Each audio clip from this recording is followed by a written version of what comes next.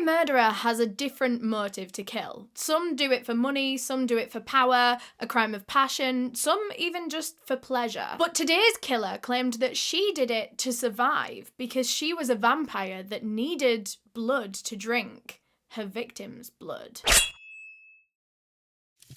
So today's video is going to be another solved true crime case. Today we're going to be talking about a killer that is nicknamed the Lesbian Vampire Killer. But quickly, before we get into the video, I do just want to thank our sponsors for making this video possible, Magellan TV. I feel like a stuck record at this point because I say it so often, but it's true. Magellan TV is my favourite documentary streaming service I've ever tried. This week I watched What Happened to Holly Bartlett, and this was a really good documentary. If you've never heard of this case, I'll tell you a little bit about it. Holly was a 31-year-old blind woman that was found laying under a bridge, severely injured, and she was pronounced dead a few days later. And the circumstances surrounding her death are not clear at all. The police ruled that her death was an accident, that she was just intoxicated and she was blind, and so she lost her footing on this bridge and she fell to her death.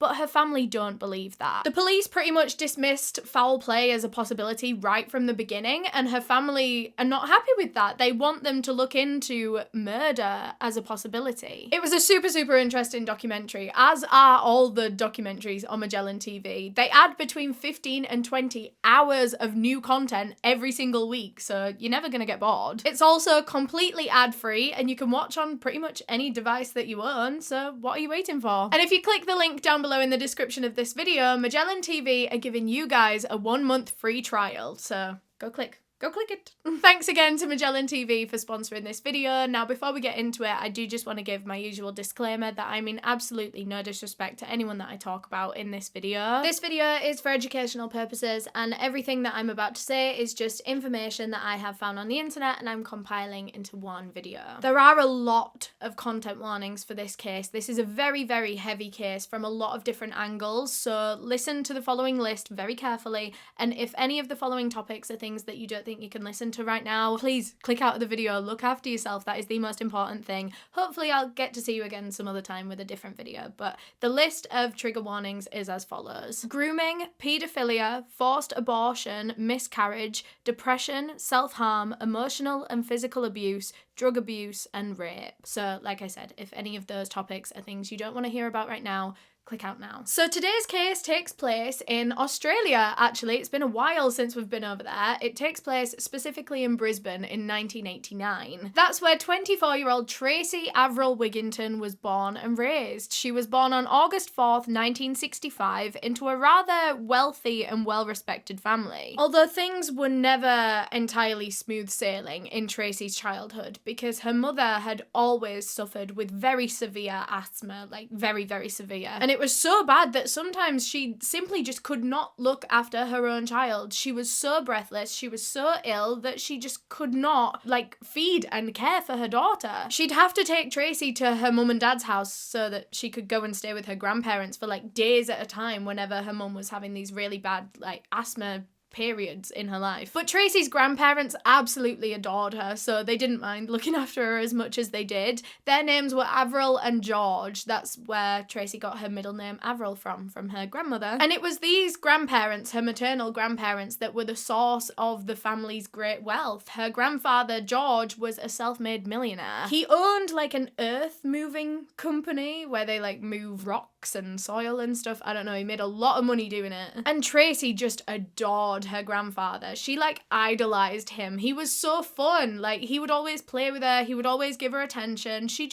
She loved her granddad. I don't think Tracy's biological father was in her life, at all. So her grandfather was like her dad. He was her father figure all the way through her life. And over the years, Tracy's mother's asthma only got worse and worse and worse. And so Tracy was spending more and more time with her grandparents until eventually her mother had this breakdown moment. And she realized that she just could not care for her own child anymore. She just didn't have the energy or the health to be able to be a mother and to be able to be there for Tracy. And so the decision was made that her grandmother and grandfather were going to officially adopt her. So Tracy moved in with her grandparents full time and she was loving it. Her granddad was her best friend, so it was like moving in with your best friend. She'd spend all her time with him, just playing with him, listening to his stories. They were just inseparable. Her grandmother, on the other hand, was quite a different story. They were kind of like a good cop, bad cop duo, were her grandparents, and so naturally Tracy just didn't really like her very strict grandmother. When she was an adult and she looked back on how her grandmother treated her, Tracy described her as self-centered, hard, cynical, and manipulative. Of course, those are things that you're not going to notice as a child. You just think your grandma's being mean to you. But as she grew up, she realized just how horrible her grandmother was. But Avril, her grandmother, had such a tragic life and upbringing that probably caused these traits, that probably caused her to be so unemotional towards her granddaughter. She had an awful childhood that included consistent sexual abuse from her uncle, who adopted her, so now that was his adoptive daughter as well. There was also another occasion where Avril was kidnapped by a friend of the family and taken down to a railway track where she was beaten and raped and left out in the cold by a friend of the family. So Avril had a lot of her own trauma that she was dealing with. Not that that excuses emotionally abusing a child the way that she did with Tracy, but it gives a little bit more insight into that, I suppose. But finally, Avril met and married George, and, you know, her life seemed to settle down and get a lot happier from that point on. The two of them adopted a child together because they actually couldn't have one, like make one themselves. So they adopted a child named Rhonda, who was actually Tracy's mother. But after a few years of this marriage between George and Avril, George became unfaithful to his wife. He'd always been a womanizer. Like, everyone thought he was a player, and it seemed that he didn't want to give that up now that he was married. He bought a second house, right? A whole second house so that he could invite other women over to his second house and, you know, entertain, have them to stay over. And no one knew about this for a long time. Like, this was going on for years in this family, and no one had any idea. The family carried on as normal. In fact, they were very happy. Avril and George even adopted 2 more children named Diana and Miriam. So now Tracy has sisters. Diana was officially adopted. However, Miriam was just a foster child, so she would be leaving at some point, but for the time being, she's got 2 sisters. But poor Miriam, she was, I believe, the oldest of all 3 girls. She was 15 years old, and because she was the foster child and not, you know, officially adopted,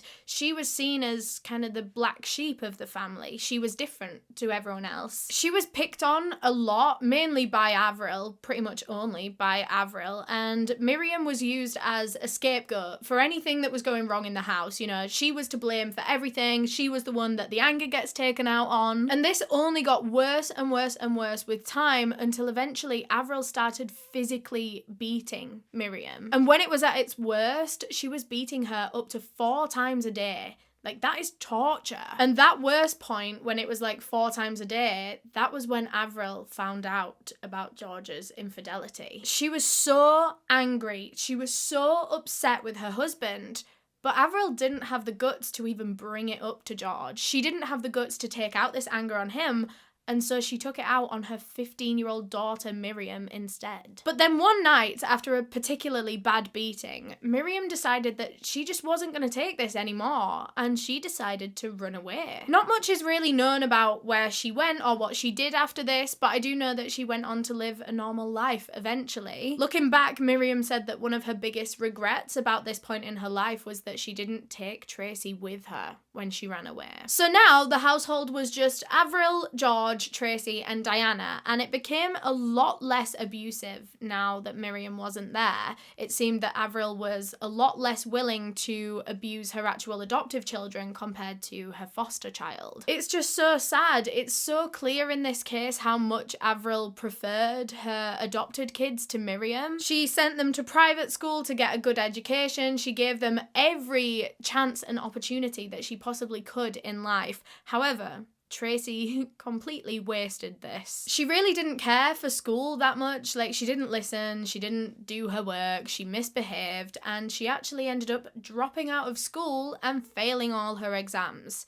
when her parents had paid for her to go to private school for years. But anyway, now she has dropped out of school and she's got a lot of time on her hands suddenly, and so she starts looking into all these different hobbies. In particular, she found herself attracted to a lot of things like the occult and paranormal stuff, spiritual stuff, tarot card readings, things like that, Ouija boards she liked. And she was so excited about these new interests as well, probably the most excited she'd ever been about anything in her life. She'd go and check out all these books from the library on like astrology and witchcraft. To be honest, she was more into like the dark stuff, like Ouija boards and entities and demons and like rituals and stuff like that. She was interested in all like tarot cards and more surface level things, but she really liked like the dark stuff. And her grandfather really supported her with this. Like, he went and helped her buy all these books so that she could sit and read up on all her new hobbies. But when Tracy was still very young, she was only 15, her beloved grandfather passed away, leaving her to live with only her cold, abusive, manipulative grandmother. Tracy had lost her best friend and been left to live alone with a monster. And things only went from bad to worse when she met her mother's friends. There was one particular night where I think loads of her mother's friends came round to the house, and there was one particular like married couple, a husband and a wife, and the husband seemed to take a liking to Tracy, who, by the way, was 16 years old, and he is a grown, married man. He took a liking to her, and he started talking to her, and after this particular night, the two of them started seeing each other regularly. And Tracy thought this was great. She was very much groomed by this man and manipulated and brainwashed into thinking this was amazing. This was the best relationship anyone could ever have. She thought it was so cool to have this like older guy interested in her, like a married man. It was off limits. It was fun. It was exciting. But this is a grown married man having an affair with a child. And after a few weeks of this, Tracy actually fell pregnant with this man, and he forced her to get an abortion. And again, she was just 16. I can't imagine how much this must have all messed up her brain. And as soon as she did get the abortion, he just stopped talking to her as well. He just like jumped out of her life. And she had no one to go to about this either. She didn't really have many friends that she could confide in like this, and she certainly couldn't say anything to her grandmother. But not long after Tracy got rid of the baby, her grandmother, Avril, also passed away, and now Tracy was all alone. She was about 17 at the time, so luckily she didn't have to go back into the adoption system. She was old enough to be able to, just go out and start her own life. Tracy went out and got a job as a bartender, although it really didn't earn her that much money, and so on the side, she would do prostitution most evenings. And she was still into all her hobbies and stuff as well. She was still reading up on stuff in her spare time and doing Ouija boards and stuff. And when she was 21 years old, Tracy Wigginton inherited a lot of money from her grandparents' will, about £75,000 in total. And she decided that she was going to use this money to live her best life. She was going to spend it on experiences, getting out there in the world, traveling, living her life, But at this point in time, she didn't have anything to spend it on just yet. She didn't want to go traveling on her own. She wanted to wait until she had like a friend or a partner. And then in comes a woman named Sunshine, and Tracy fell head over heels for Sunshine. The two of them fell in love, and she decided this is the woman for her. This is the woman that she's going to go traveling with. And so using this £75,000 or whatever that is in dollars, they went to Canada, and they went and lived there for a good few months. The only problem being, Tracy and Sunshine were a very on-again, off-again couple. They just could not stay together for more than a few months at a time. They broke up like 5 times a year, at least. But even though their relationship was so turbulent, the two women made the decision that they wanted a child together. But of course, they couldn't make one together. They were going to have to go a different route. And there was a lot of options that they could have done. There was adoption, but they didn't really want to do that. And then there's a sperm donor, which, okay. She kind of wanted a sperm donor, but she didn't want it in the regular way where you like go down to the sperm bank and you look through the profiles and you pick one. No. Tracy Wigginton chose the man that she wanted to father their child, and then she told Sunshine that she wanted to have sex with this man in front of her, in front of Sunshine, her girlfriend, and in front of all of their friends, and then he could impregnate her in this kind of like, I think it was some kind of like ceremony ritual thing that she'd read about in a book. And Sunshine agreed. So that happened. All their friends sat around and watched. And she was pregnant then. So now Tracy and Sunshine are super excited for their new little addition to the family, and they start planning and everything. However, this excitement didn't last very long, because after a month or two, Tracy miscarried the baby. And following this miscarriage, Tracy and Sunshine's relationship started to fall apart for the very last time. By now, Tracy had pretty much run out of her inheritance money, that £75,000, and a lot of people think that Sunshine was only with Tracy for that money. And now that the money was running out, Sunshine wasn't very interested in staying with Tracy, and so she left and got with a man about a week later. Turns out she'd been having an affair with this man the whole time she'd been with Tracy Wigginton. She had been seeing this man behind her back, and then the second the two of them break up for good, she went and got with this man properly, and they were in a relationship then. And this absolutely broke Tracy Wigginton. As soon as she found out about this affair and everything, she just fell into such a pit of depression. Tracy completely isolated herself from the world for like 18 months, nearly 2 years. She barely left her apartment. But gradually, as she got over this broken heart, very slowly but surely, she decided to get herself back out into the world and back out into the dating game. So she went out and she was seeing a few people, and then she met this one particular woman that she really liked, and so the two of them moved in together. I really don't know much about this relationship because it was very quickly overshadowed by an affair that Tracy started having. It was now 1989. Tracy was 24 years old and she met a woman named Lisa, and Lisa completely caught her eye. Even though she had a girlfriend back at home that she was living with, Tracy was just taken with Lisa. And Lisa was a very vulnerable person. I really don't know much about her other than this, and that was that she was very, very depressed. She had a lot of dangerous and destructive behaviours like drug abuse and addiction. She self-harmed a lot. She was only 23 years old, but she'd already been hospitalised almost 80 times in her life for different drug overdoses and suicide attempts. So she was a very, very vulnerable person. But I think this depression, the shared depression that Tracy and Lisa had, is what made them so close. They could relate to each other on a level that no one else had been able to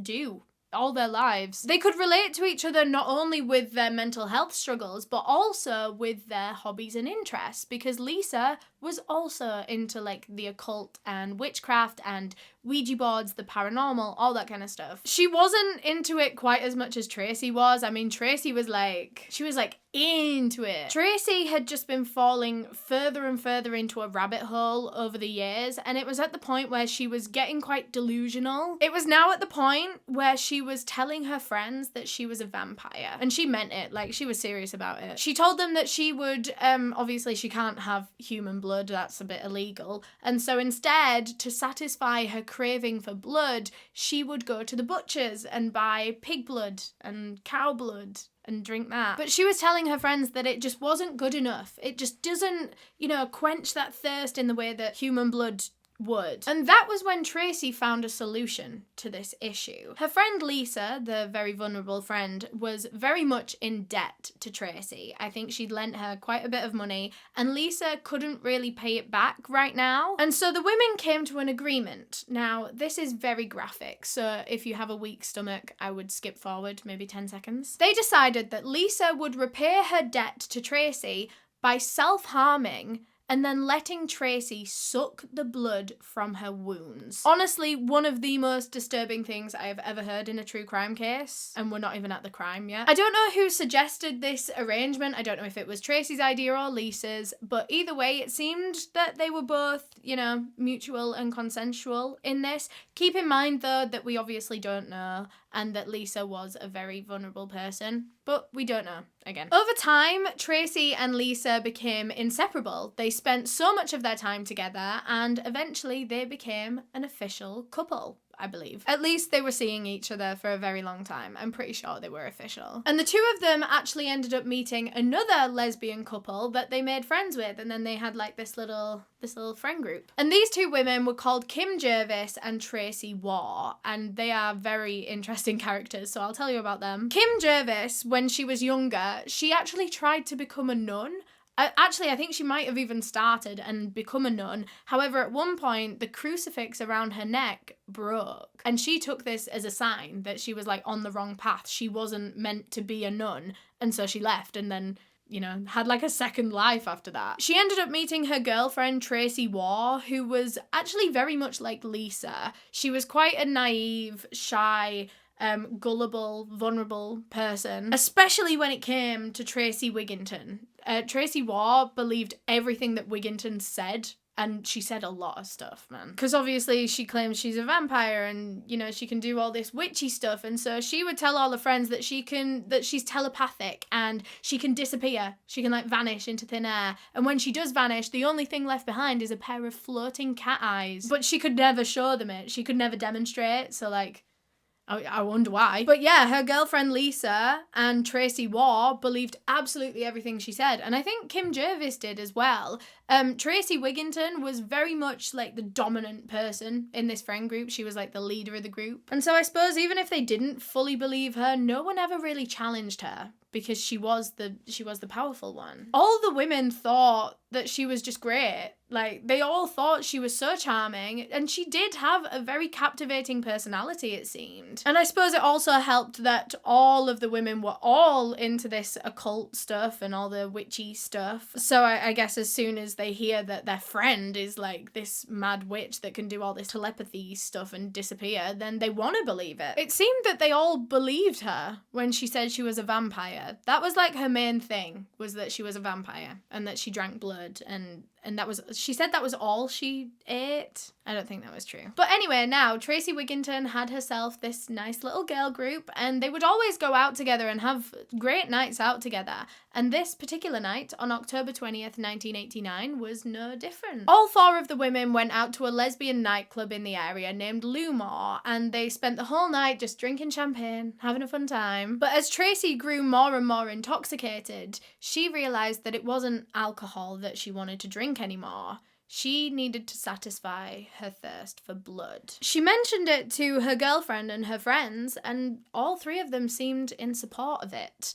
Like I said, Tracy was the dominant one in the group, so I suppose whatever she said goes. But Tracy wasn't satisfied with just her girlfriend Lisa's blood anymore. That wasn't what she wanted tonight. She wanted someone new. So the women finished their champagne and left the club around 11:30 p.m. that night. They went out to the car, jumped in, and they started driving around looking for an unsuspecting victim. They quickly spotted a man walking down the road. One of them pointed him out, and they all decided that he was the perfect victim, and so they pulled the car in to go and speak to him. This man was 47-year-old Edward Baldock. He worked for Brisbane Council, he was a father of 5, and even a recent grandfather. That night, Edward had been out drinking with his friends, and now he was just walking home when this car of women pulled over and approached him. And sources say different things about how the women picked him up. Some sources say they just offered him a lift and he accepted and just jumped in the car. However, other sources say that Tracy offered her prostitution services and he accepted, and that was what she lured him away on the pretense of. Either way, they managed to get this man in the car pretty quickly and easily, and they started driving until they reached Orley Park by Brisbane River. When they arrived, the women stopped the car. Tracy and Lisa got out and they told Edward to get out with them. The two of them then proceeded to walk him down to the riverbank, and when they got down there, Tracy turned to Lisa and told her to go back up and wait by the car. So she did. She left, and Tracy and Edward were now alone by the riverbank. Now that the two of them were alone, Tracy told Edward to get completely undressed for her while she ran and went to the toilet somewhere for a minute. But she was lying about where she was going. She wasn't going to the toilet. She ran all the way back up to the car and grabbed a knife, and then ran back down to Edward. When she returned, Edward was fully naked and his clothes were folded on the ground next to him. And he could just sense something had changed about Tracy. Her energy was different now. I think he even said something to her, like, "What are you doing?" But he didn't even get an answer because Tracy just started running straight towards him. She grabbed Edward by the shoulder, whipped the knife out of her pocket, and plunged it straight into his neck. She pushed him to the floor and just started frenzied stabbing him over and over again in his chest, his abdomen, his neck. Tracy grabbed Edward by his hair, lifted his head up, and then slashed his throat all the way across. Tracy then dropped his body to the ground, believing that she had just killed him. She stood back and looked at his body, and then she noticed that he was still moving, and he was making some kind of gurgling noises. He was still alive. And so once again, Tracy lifted the knife and plunged it so hard into the back of Edward's neck that it got lodged in his bone. After that, Tracy dropped down to the floor beside him. She was quite exhausted at this point. Like I said, it was a frenzied attack. There was a lot of energy output here. So Tracy sat there and got her breath back for a second. She even got a cigarette out and lit it and sat next to Edward's body as he died. He was still dying. He was still bleeding out. She was watching the blood coming out of his mouth. And she just sat there and smoked her cigarette and waited for him to stop making gurgling noises. And when he finally did, she put her cigarette out and stabbed him one last time in the side, just to make sure. And then she walked back up to the car and met her friends again. And when she did return to her friends, all three of them said that they could smell blood on her breath when she was talking to them. So they believed that she drank Edward's blood. It's unknown what the group did from this point on. Honestly, it's so frustrating. Like, the details of this crime are just not there. It's hard to piece together a timeline. I think they did just go home though at this point. I think they all just went to their separate houses. But we pick up again the next morning at 5 a.m, so only about 4 or 5 hours later. That morning, a man was out jogging in Orley Park when he almost stumbled over the dead body of Edward Baldock. He called the police, who came straight down to assess the scene, and they were horrified. This was like one of the worst and most brutal murder scenes they'd seen in a while. One of the crime scene investigators, as they were like taking pictures of Edward's body, they rolled him over so that they could see the other side of his body, and that was when they realized just how bad all of his injuries were, because when they rolled his body, his head didn't roll with it, because he was almost entirely decapitated. When his body was taken for an autopsy, they realised even more injuries. His spinal cord was severed about 3/4 of the way up from where she had stabbed through his bone. 2 of the main arteries in his neck were completely severed. He had 27 stab wounds in total, all over his chest, abdomen, neck. Meanwhile, police were back at the crime scene searching the area, and they found a blue wallet, and they very quickly identified that this was Edward's wallet. It had like his ID in, his cards and stuff. They also found his pile of very neatly folded clothes right by his body, and one of the crime scene investigators came over and they started putting them all in evidence bags.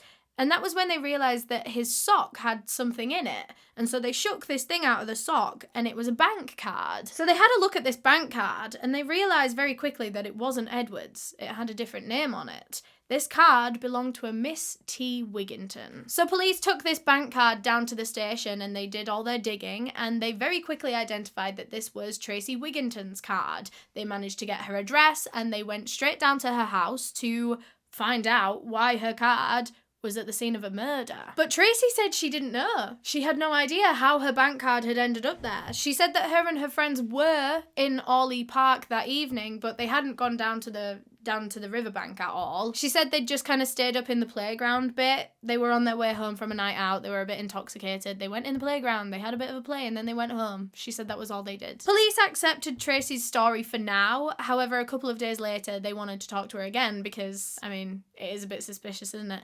But the second time they spoke to her, her whole story changed. So the first time she said that her and her friends had only been in the playground area of Orley Park. They hadn't gone down to the riverbank. Now she's saying that her and all of her friends had seen the dead body by the riverbank, but they were too scared to even do anything. They just ran straight home. They saw a dead body, panicked and ran, and she didn't want to tell police that. Like, they didn't even call the police when they got home or anything. They just ran away from a dead body and left it for someone else to deal with. So now police are very suspicious of Tracy Wigginton. Like, why is she lying to them already? So severely as well. Like, 2 days into an investigation, she's already changed her whole story.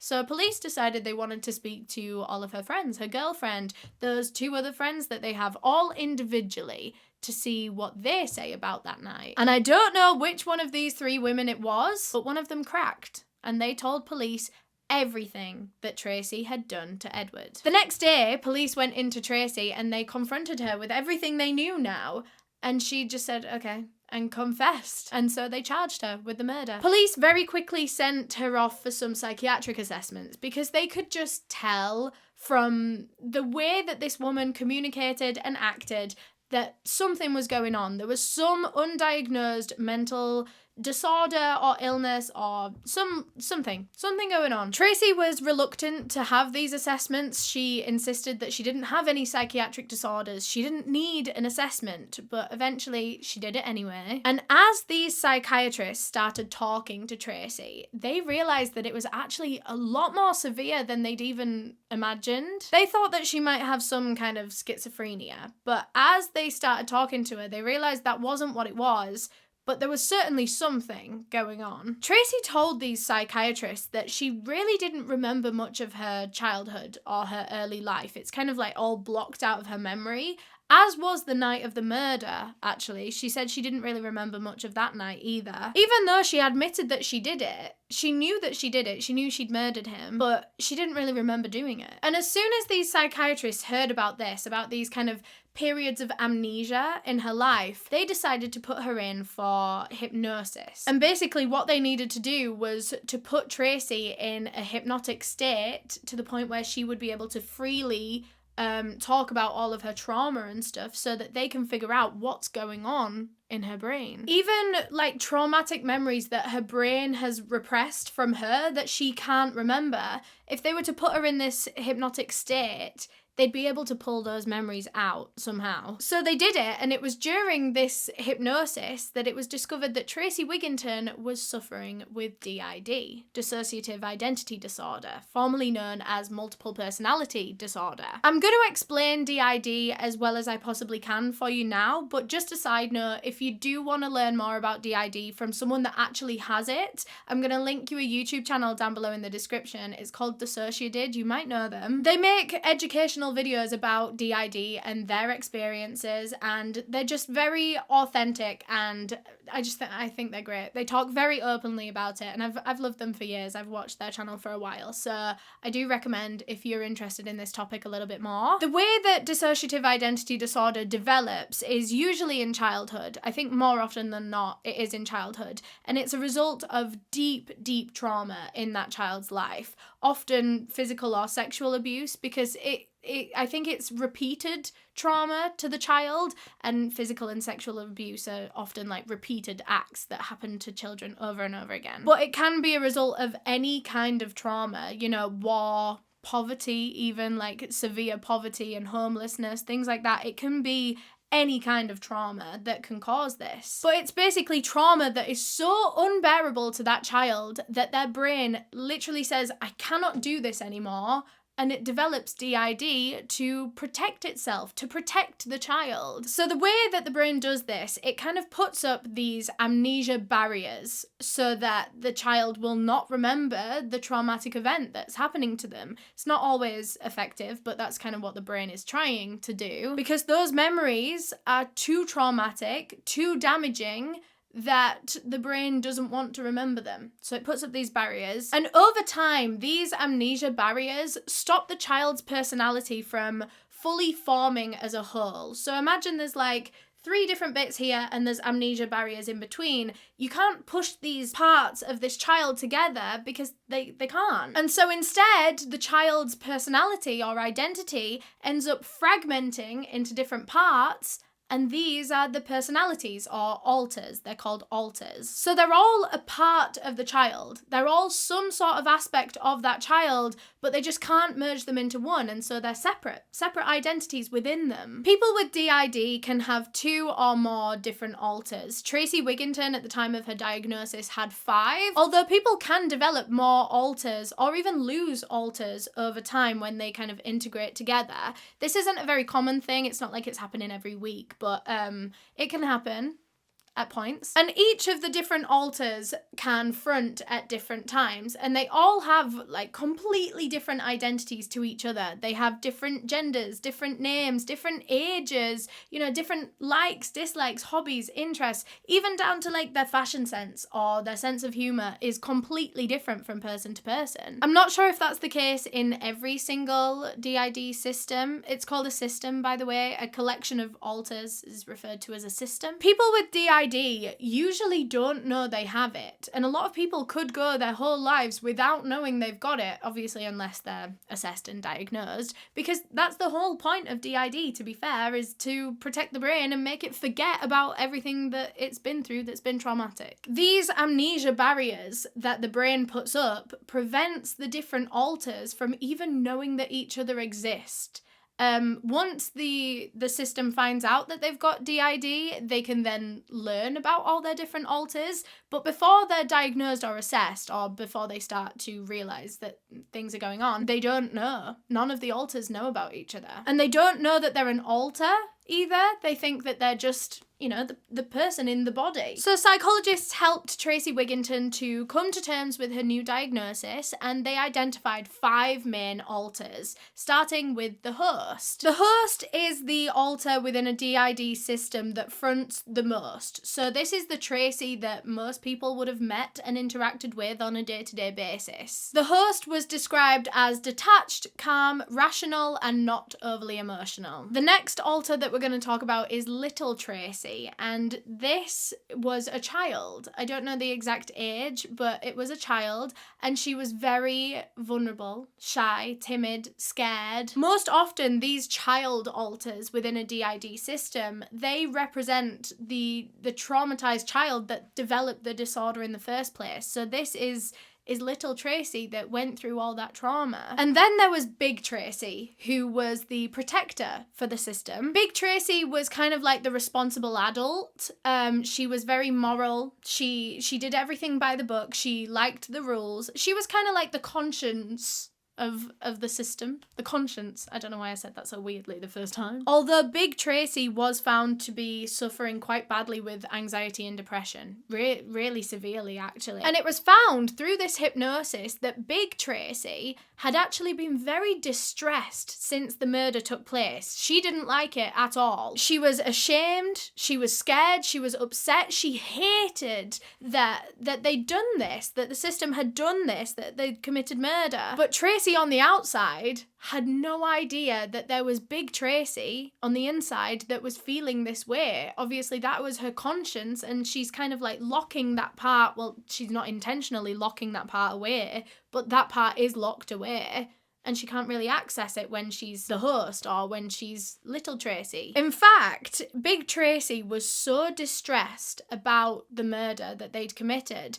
that it's been theorised, and take this with a pinch of salt because it can't be proven, but it's been theorised that maybe it was Big Tracy that left Tracy's bank card in Edward's sock, because how else would it have gotten there, really? Maybe Big Tracy was trying to get them caught because she didn't like what they'd just done. She was trying to give justice to their murder victim. Again, take that with a big fat pinch of salt because that is just a theory. There's absolutely nothing else on that. The next alter of the 5 that were found was Bobby. And Bobby is believed to be the murderer. This alter was described as cold, callous, cynical, mean, rude, angry, pretty much every negative emotion that you can possibly think of, and it was all condensed into Bobby. And while Bobby sounds like he could possibly be the worst alter, he's not, because the 5th alter was the worst of all, and that one was named Avril. And Avril was absolutely terrifying, more so than Bobby. Tracy said that Avril was just always a screaming in her head. And I think it's interesting that she's named Avril. This altar is named Avril when that was the name of her abusive grandmother. So those were Tracy Wigginton's 5 altars, although that wasn't the only information that psychiatrists were able to get from this hypnosis. They were actually able to unlock some repressed traumatic memories in Tracy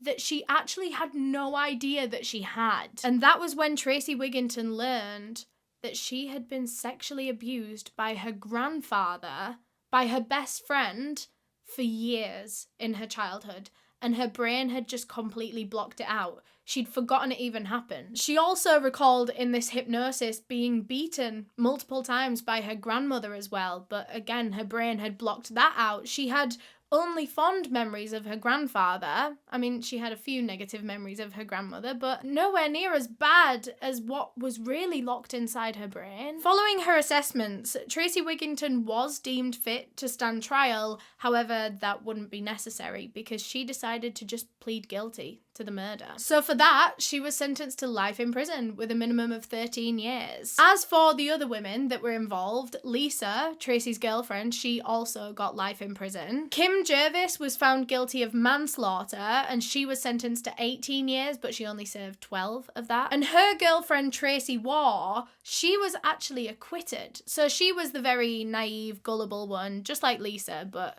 she was actually like really gullible. And I think police and the jury and, well, everyone that saw her in the aftermath of this case, they could tell that she was terrified the whole time. Like, she was only doing what Tracy Wigginton was saying because she was terrified. It was found that Tracy War had actually tried to stop the murder. I don't know how much she tried, but I think she tried to say something to the women. She tried to stop them a couple of times. It didn't work, of course, but it was concluded anyway that she was an unwilling participant in the murder, and so she was acquitted. So while she's been in jail, Tracy Wigginton has actually got her bachelor's in philosophy. She also completed courses in forklift driving and welding. So she's got 2 more random qualifications there. But she did fall down a very, very slippery slope of drugs in prison. I don't know how she was getting hold of it, but she was very, very addicted to heroin for a long time in there. And at one point, she even contracted hepatitis C from a dirty needle. And it was at that point that she finally got some help, and now she is no longer addicted. Tracy Wigginton